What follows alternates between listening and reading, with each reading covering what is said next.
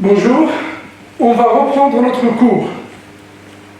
On va commencer aujourd'hui par un bilan, une révision récap de ce que nous avons vu avant d'entamer la séquence d'aujourd'hui. Là, comme vous pouvez le constater au niveau de ce grand schéma, vous allez suivre avec moi le curseur infrarouge. Là, nous avons une cellule mère qui va donner deux cellules filles après un cycle cellulaire.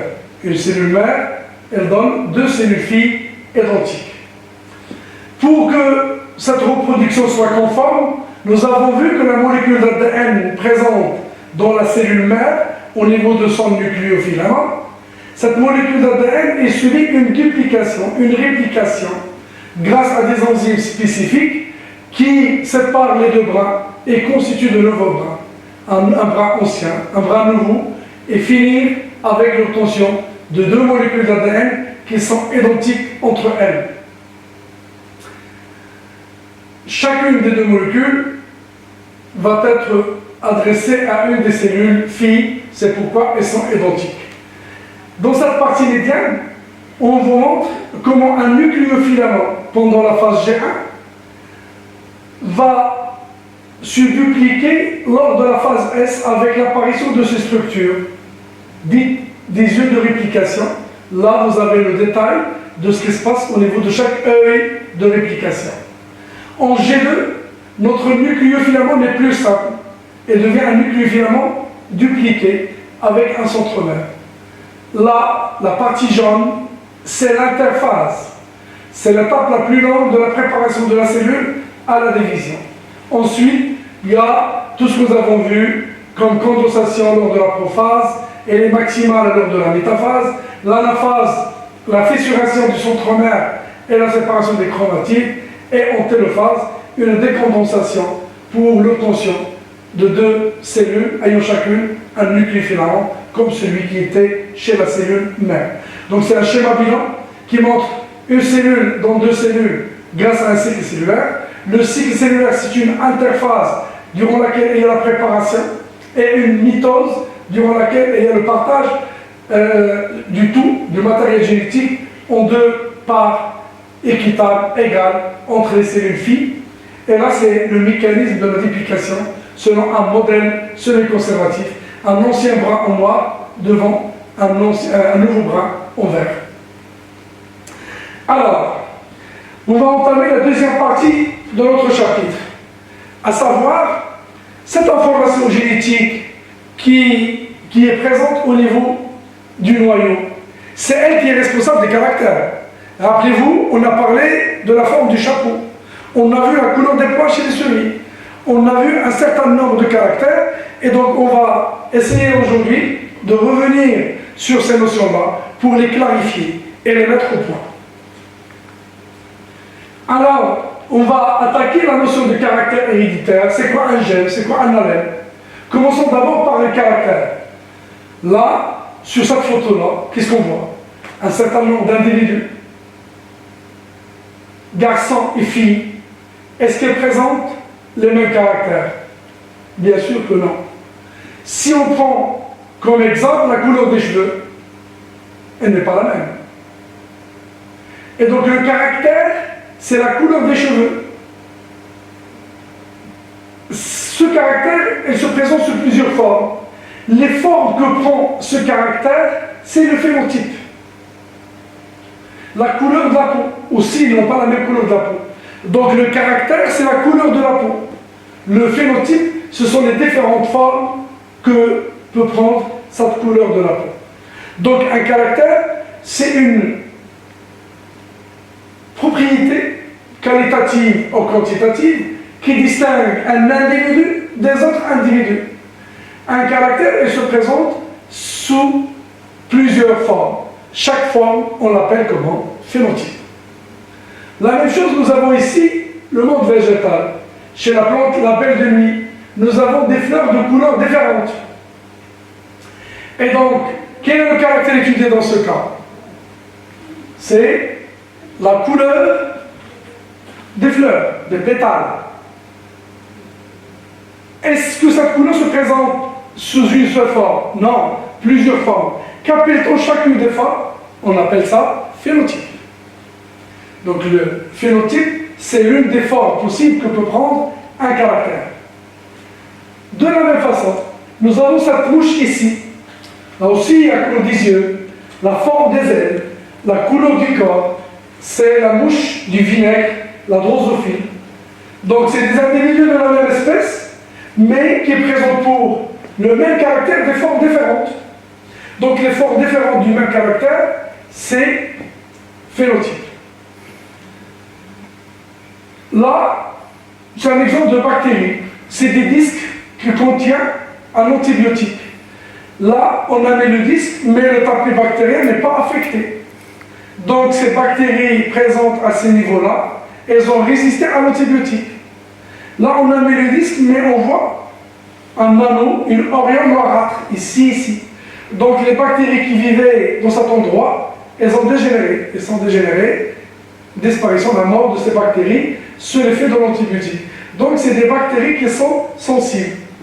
Donc sur cette boîte-là, nous avons un même antibiotique et on voit que les bactéries se comportent différemment. Il y a des bactéries qui ont résisté et des bactéries qui sont sensibles, qui ont dégénéré. Alors, c'est le comportement vis-à-vis de l'antibiotique qui se présente sous deux formes. Tout ça, donc, c'est pour vous expliquer c'est quoi un caractère et sa relation avec le phénotype. Donc, récapitulatif, un caractère, c'est une propriété qui permet de distinguer un individu des autres individus. Un individu des autres individus. Ça peut être quantitatif ou qualitatif, directement observable à l'œil nu. Le groupe sanguin, c'est aussi un caractère. Et les phénotypes possibles, c'est le groupe sanguin A, B, AB, et puis O. La même chose pour la couleur des fleurs. Alors, pourquoi il y a cette multitude de phénotypes pour le même caractère? Donc, un caractère, les formes du caractère changent. On va essayer de comprendre la cause de ce changement au niveau du caractère. Pour introduire cette notion de mutation. Donc, on peut le dire dès maintenant, un caractère, le changement qui touche un caractère, ça va être une mutation. Le travail qui a été fait est matérialisé avec une souche bactérienne, Escherichia coli, qui est sensible à l'antibiotique streptomycine. Et on l'a qualifié de strep S. On a cultivé cette bactérie dans une boîte de pétri qui ne contient pas d'antibiotique.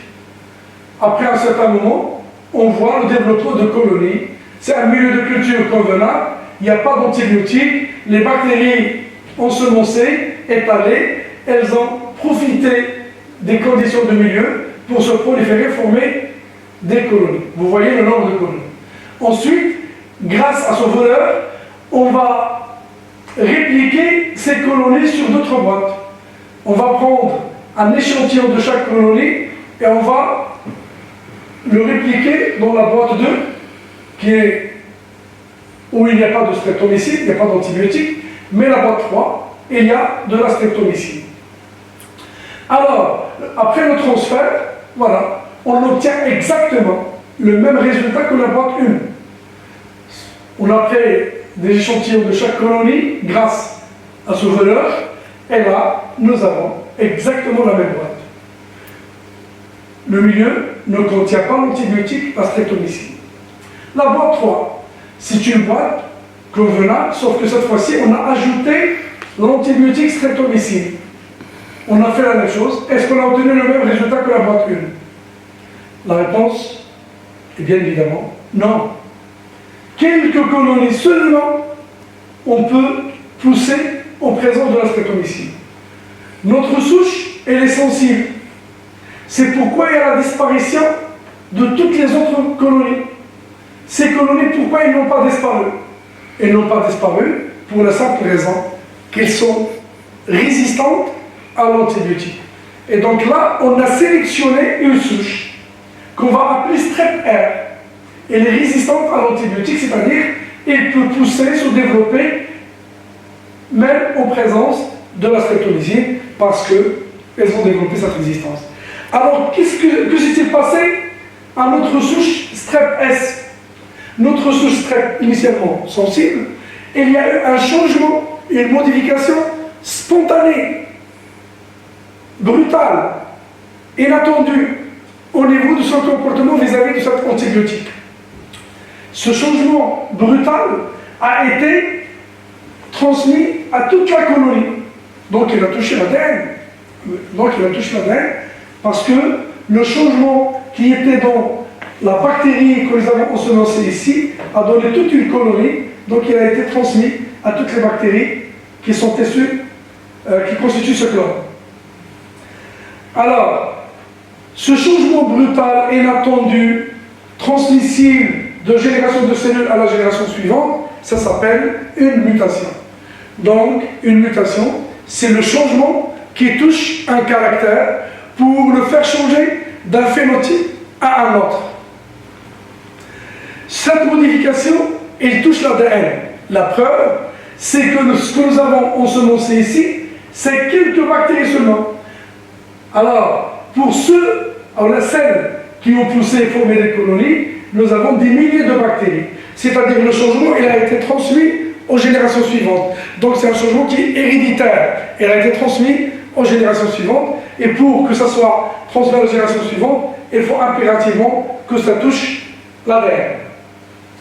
Alors, lorsqu'on a vu les différentes formes de la couleur des cheveux, c'est des couleurs différentes, c'est des phénotypes différents pour un seul caractère. Donc nous avons une version d'ADN qui donne la forme originale. Un changement au niveau de cet ADN va donner une autre forme, une nouvelle couleur des cheveux. On va l'appeler la forme mutée. Et c'est pourquoi on parle au niveau des phénotypes. Les phénotypes originaux, sauvages, et les phénotypes issus de la mutation, mutants ou mutés. Donc, les phénotypes, c'est les formes que peut prendre un caractère. Ces phénotypes, il y a un phénotype original, c'est la version originale, et les autres sont des versions issues de mutations. Allons voir quel type de changements peuvent toucher l'ADN. Quel type de changements peuvent toucher l'ADN? L'ADN, c'est quoi? C'est deux brins constitués de nucléotides. Il y a des bases azotées. Donc le changement, il doit toucher les bases azotées. Le changement, il doit toucher les bases azotées. Qu'est-ce qu'on peut changer dans ces bases azotées? On peut rajouter des bases, des nucléotides. On peut amputer, déléter, supprimer des nucléotides. On peut substituer des nucléotides.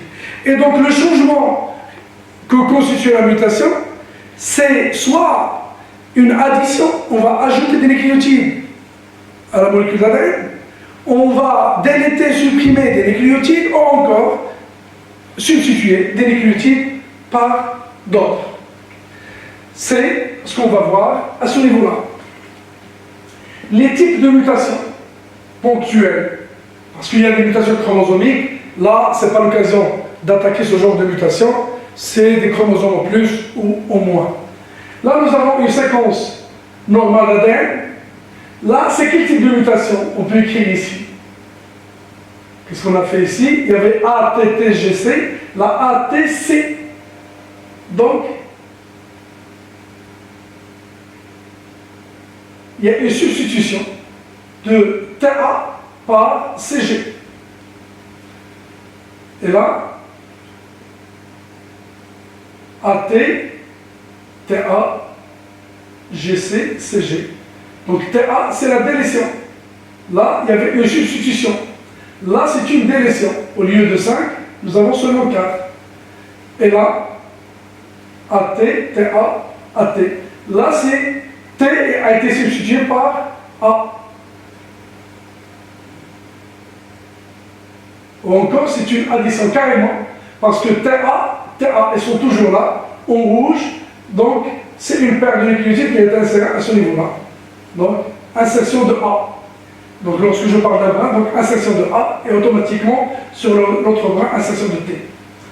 Donc, récapitulons, là, c'est une substitution de T par C.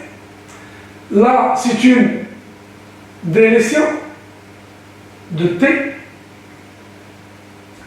Et là, il y a une addition. À ce niveau-là, addition de A. Donc une mutation par substitution, une mutation par délétion, là une mutation par addition. Ce sont les trois types de mutations ponctuelles. Alors, ce segment, cette séquence d'ADN originale, qui va faire l'objet de l'une de ces mutations, ça s'appelle comment? Ça s'appelle un gène. Donc, on a vu un caractère, c'est une propriété qualitative ou quantitative qui permet de distinguer un individu des autres individus. Qui détermine ce caractère? C'est la partie de la séquence d'ADN correspondant à ce caractère, ça s'appelle gène.